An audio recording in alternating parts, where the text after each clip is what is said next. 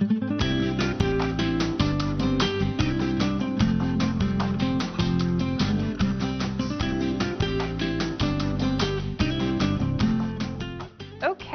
we are going to make a chocolate decadence cake now.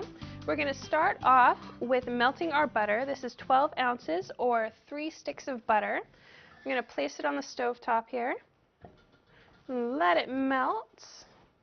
I'm actually going to walk away from this. I'm going to put it on a medium heat.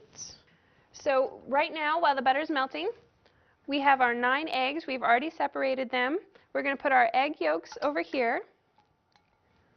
They're at room temperature. So we're going to add our 3/4 of a cup of sugar. And we're going to whisk them together until they're combined.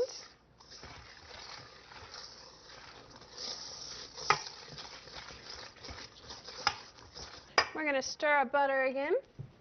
We don't want to forget about it. Our butter is done melting. And I'm going to add our semi-sweet and our unsweetened. It should equal 12 ounces.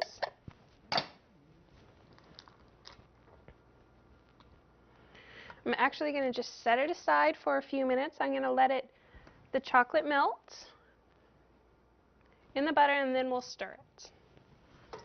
So right here I've got the eggs, and I've whisked them with the sugar. Scrape down my sides, and I'm going to set it aside. And over here we have our egg whites. I'm going to pour it into our KitchenAid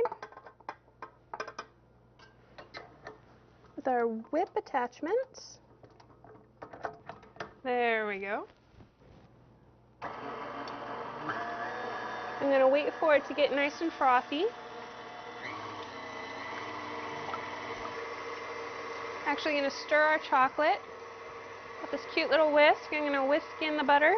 We're taking the egg whites to a medium to stiff peak. We don't want it too stiff, but we don't want it too loose either. This is definitely a chocolate recipe for chocolate lovers. It's also a good recipe if you're on any kind of diet that doesn't, or that requires you not to have any kind of flour or anything like that. There's no flour in this. Chocolate is all melted. I'm going to let it cool down a little bit more before I add the vanilla and the cognac. It's nice and frothy, so I'm going to add the 3 tablespoons of extra sugar.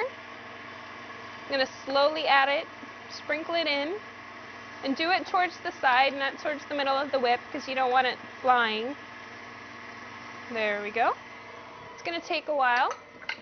So while this is whipping and our chocolate is cooling, we'll prepare our cheesecake pan. Got a springform cheesecake pan. Pan's removable. I'm going to actually take this part out. I'm going to spray the pan. And I'm going to take a piece of saran wrap and work it into the pan. This just makes it easier to pull it out of the pan.